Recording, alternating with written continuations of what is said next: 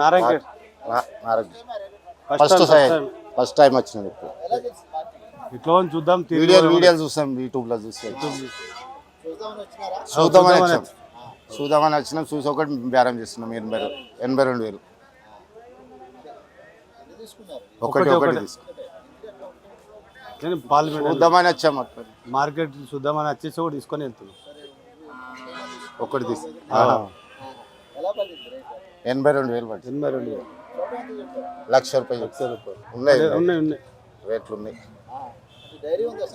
Dairy లేదు first ఇది ఇంతకుముందు ఉండే ఇప్పుడు లేవు ఇప్పుడు సెట్ చేసినాం సేన్ కాడ డైరీ పెడదాం అనుకుని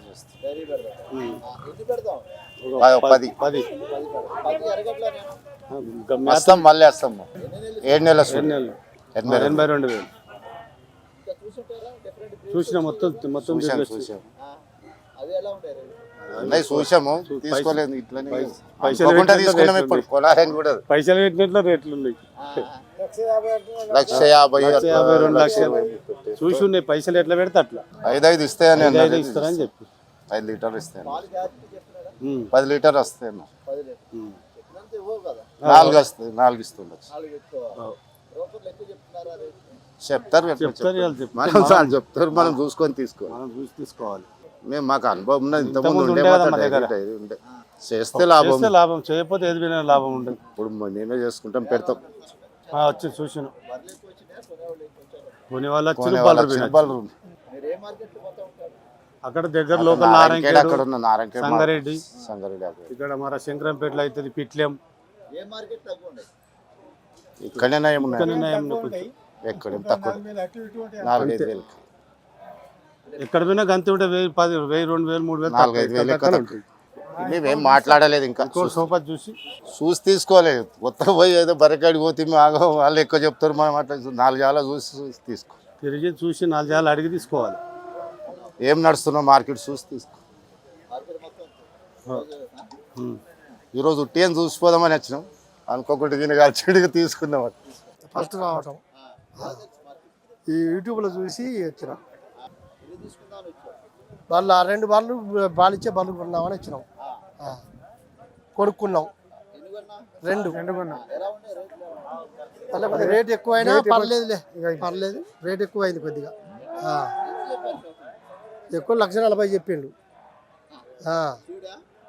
పాలిచ్చేది లేక 5 లీటర్లు అట పొద్దుటి లేదు సాయంత్రం అయింది ఇటు నుంచి 80 కానుండి మేము 80 కానుంచి అడిగినాం ఇవ్వలే ₹1,00,000 కాడికి పెద్ద మనిషి బేరం చేసి పెట్టిండు ఇచ్చినాం ఇక అంతే ఇది ఒకటి కొన్నా ఇంకొకటి కొన్నాం అక్కడ అది కూడా అది 80,000 అది కూడా పాలిచ్చేది చిన్న లేక అది కూడా 2 నెలల లేక కొద్దిగా ఎక్కువలే పర్లేదు ఇక రైతు వారికి కొద్దిగా పర్లేదులే దగ్గర లేకనే కదా ఇక్కడ దూరం వచ్చినాం లేవు మంచి బ్రీడింగ్ దొరకవు అన్నమాట ఉన్నది లే కానీ దగ్గర ములుగు అక్కడ జంగాల పెళ్ళి ఉంది కోమాల ఉంది మాకు దగ్గరలో కానీ ఇంత కాస్ట్ కలిగి దొరకవు మామూలు రేటుకి దొరుకుతాయి ముర్రా అన్నారు పాలు గ్యారంటీ అన్న 2 అవుతాడు ఇక తీసుకుని సరిపోతాయి ఇక చాలు 2 చాలు ఇంకా నా దగ్గర ఒక 20 బర్రెలు ఉన్నాయి ఇంటి దగ్గర అగ్గు ఏం కాలే అయినాయి ఎందుకంటే ఇంత దూరం వచ్చినాం కదా ఇంత దూరం వచ్చి పడకపోతే ఎట్లా అని పడకపోవడమే కానీ పర్లేదు అరకనాటి కానీ వీళ్ళంతా మనవలు ఉన్నారు కదా ఈ జాతి మా దగ్గర తట్టుకోలేదు గొరిగిపూడి రేపల తాలూకా గొరిగిపూడి ఎలా తెలుసు మార్కెట్ బాగానే ఉంది ఎరగడ ఉందని ఇక్కడ ఎలా తెలుసు మాకు తెలుసు మా కుర్రాడు ఇక్కడ చేస్తున్నాడు జాబు కుర్రాడు ద్వారా లాగడో జద్దోలికి వెళ్ళా మళ్ళీ అన్ని తీసుకున్నావు అప్పుడు ఎన్ని తీసుకెళ్ళినావు 2 ఎలా ఉండేవి అవి బాగానే వచ్చినాయి పాలుస్తున్నాయా అమ్మేసా ఈతకు రాగానే అమ్మేసా ఈసారి మళ్ళీ దీన్ని తీసుకున్నప్పుడు ఏంటిది ఈ బ్రీడ్ ఏ బ్రీడ్ జఫరాబాద్ అంట ఇదే ఎంత తీసుకోవాలనిపించింది ఉంది ఇది మీద ఎంత చెప్పారు రేటు 52 కొన్నా చవటం ఎంత చెప్పారు 60 చెప్పారు లాస్ట్కి ఎంత ఇచ్చారు 52 52 ఇచ్చారు ఇంకా తీసుకుంటావా? ఇంకోటి తీసుకుందామని ఉంది. ఇదైతే 40-45 ఉంటుంది. 30 లోపు 40 లోపల వస్తాయి. మరి నువ్వు ఇట్లా పెట్టావు కదా. పెట్టే జాతిని బట్టి. ఆ. అచ్చా, మీ బ్రీడ్ దొరకదు. ఈ బ్రీడ్ దొరకదు మాకు. బ్రీడ్ గురించే ఎరగడ రావటం. ఎలా ఉంది మార్కెట్ చూసుంటావు కదా. బాగుంది. ఇవాళ పొద్దున మొన్న వారం కన్నా ఇవాళ బాగుంది. మొన్న బాగోలే. అంటే ఎక్కువ వచ్చినాయా? ఓ వస్తువులు శుద్ధంగా ఉన్నాయి ఇప్పుడు. మంచి బ్రీడ్లు వచ్చినాయి. బాగా కొనేవాళ్ళు ఎక్కువ వచ్చారు, తక్కువ వచ్చారా? ఇటుగా ఉన్నారు. బాగానే వచ్చారు. ఒకటే తీసుకుంది, ఇంకో దాన్ని తీసుకుందామని చూస్తున్నా. 1.30, 1.40, 2 లక్షల దాకా ఉంది. 4 రోజులు 2 సంవత్సరాలు కష్టపడితే ఇది చేద్దామని. నా పేరు కడారి రామకృష్ణ, మాది కడతాల్ విలేజ్. ఈరోజు ఎర్రగడ్డ మార్కెట్కి ఏంటంటే ఒక బర్రెని తీసుకుపోవాలనే ఉద్దేశంతో వచ్చినాం. అందులో జాఫ్రాబాద్ బ్రీడ్ తీసుకోవాలని. కానీ మేము వచ్చేవరకే లేట్ అయింది. బర్రెలన్నీ అమ్ముడు పోయినాయి. అక్కడక్కడ చూస్తే కూడా బర్రెల రేట్ అనేది అధికంగానే ఉంది. రేట్ ఎక్కువగానే ఉంది ఇక్కడ. ఎండాకాలం అని ఏం కాదు, ఇది వర్షాకాలమే కాదు. వర్షాభావ పరిస్థితులు ఎక్కువ ఉన్నాయి. అయినా కూడా బర్రెల కానీ పాలది రేటు కానీ ఇంకా తక్కువ ఉన్నప్పటికీ పశువుల రేటు మాత్రం ఎక్కువగానే ఉంది.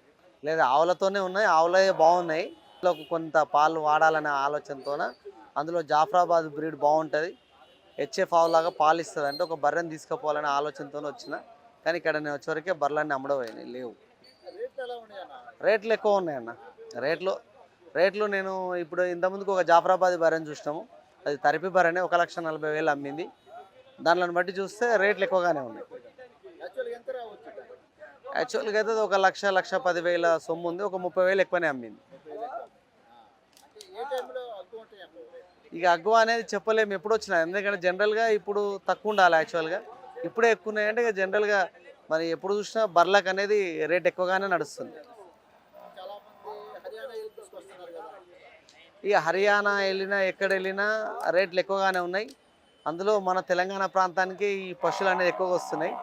సుమారుగా ఇంతకుముందుకే అనలైజ్ చేసిన కొంతమందితో చర్చిస్తే ప్రతి నెల హర్యానా కానీ, మహారాష్ట్ర కానీ, కర్ణాటక కానీ పశు సంపద అనేది తెలంగాణకు సుమారుగా నెలకు 500 పశువులు రావడం అనేది జరుగుతోంది. ఇక్కడ పశువులు అనేది మనం సాకట్లేదు అనేది దీని యొక్క అర్థం. మనం ఎప్పుడైతే నిజంగా ఒక బర్రెనో ఆవునో కొంటే దాని ద్వారానే మనము సంతతిని అభివృద్ధి చేసుకోవాల్సినటువంటి ఆవశ్యకత ఉంది. ఏంటంటే ఎవరైనా కూడా దాన్ని సంవత్సరం క్యాలిక్యులేషన్ చేయకుండా ఒక బర్రె ఒక 2,000 లీటర్లు 3,000 లీటర్లు ఇస్తే దానికి ఇంత 100 రూపాయలు అంటే 3 లక్షలు అవుతుంది. బర్రెకి 1,00,000కే కదా దొరికేది, 2 లక్షలు మిగులుతాయనే ఉద్దేశంతో వస్తారు. కానీ గ్రౌండ్లో అట్లా ఉండదు. ఎందుకంటే అది ఒక 2 నెలలు 3 నెలలే పిక్ ఈల్డింగ్ ఉంటుంది, ఆ తర్వాత ఉండదు. దాన్ని మెయింటెనెన్స్ చేయలేక యువత ఎక్కువ నష్టపోవడం కూడా జరుగుతూ ఉంది. దాని ద్వారా ఇంకోటి లేబరు, గ్రాసు, రోజువారీ కష్టం ఉంటుంది కాబట్టి ఆ రోజువారీ కష్టాన్ని భరించలేక ఎక్కువ మంది ఈ డైరీ నుంచి పక్కకోవడం జరుగుతుంది. మంచి పశువును సెలెక్ట్ చేసుకోవడం, దాని మీద పూర్తి అవగాహన తాను సొంతంగా కానీ లేకపోతే కమర్షియల్గా వయాబిలిటీ అయ్యే విధంగా పశువులను ఎంపిక చేసుకొని తన మార్కెట్ రిసోర్సెస్ని డెవలప్మెంట్ చేసుకుంటూ పోతే అవకాశం ఉంటుంది. ఉపాధి అవకాశంగా ఉన్నటువంటి రంగమే కానీ కమర్షియల్గా వర్కౌట్ అనేది చాలా తక్కువగా ఉంటుంది. ఇక్కడ సెలక్షన్ అంటే మంచి పాడి జాతి కలిగినటువంటి పశువును తీసుకొని కొంచెం సరసమైన ధరలో తీసుకుపోయి దాన్ని కట్టించుకోవడం కానీ, మంచి మెయింటెనెన్స్ చేసుకొని మళ్ళీ పాలు వెతకడం కానీ లాభదాయకంగానే ఉంటుంది. ఇప్పుడు హైదరాబాదు నడిబొడ్డులో ఉన్నటువంటి సంత ఇది. వివిధ ప్రాంతాల నుంచి ఏదైతే కమర్షియల్గా డైరీ మెయింటెనెన్స్ చేస్తారో వాళ్ళకి వయాబిలిటీ ఉండదు. తక్కువ పాలిచ్చే పశువులను ఎక్కువ పాలిచ్చి తక్కువకు వచ్చినప్పుడు తీసుకొచ్చి అమ్ముతారు. కాబట్టి విలేజ్లో రైతు వారిగా ఇక్కడ నుంచి తీసుకుపోయి ఒక బ్రీడ్ డెవలప్మెంట్ చేసుకోవడానికి ఎర్రగడ్డ మార్కెట్ అనేది కూడా ఒక సోర్స్. ఇక అనుభవం అంటే ఇప్పుడు ఏ అనుభవం ఉండి అది పాలు ఇవ్వగలుగుతుంది, మళ్ళీ దాన్ని మనం కట్టించుకోగలుగుతాము, ముందు భవిష్యత్తులో బైరన్ తయారు చేసుకోవడం ఆలోచనలో ఎక్కువ మంది రైతులు ఇక్కడికి రావడం అనేది జరుగుతుంది. ఇప్పుడు మీరు ఏదైతే కర్ణాటక కానీ, ఆంధ్ర కానీ, ఇంకేదైనా చుట్టుపక్కల ప్రాంతాల నుంచి వచ్చే రైతులు కూడా అదే ఆలోచనతో వస్తారు. కాకపోతే రేట్లు మాత్రం ఎక్కువగానే ఉంది.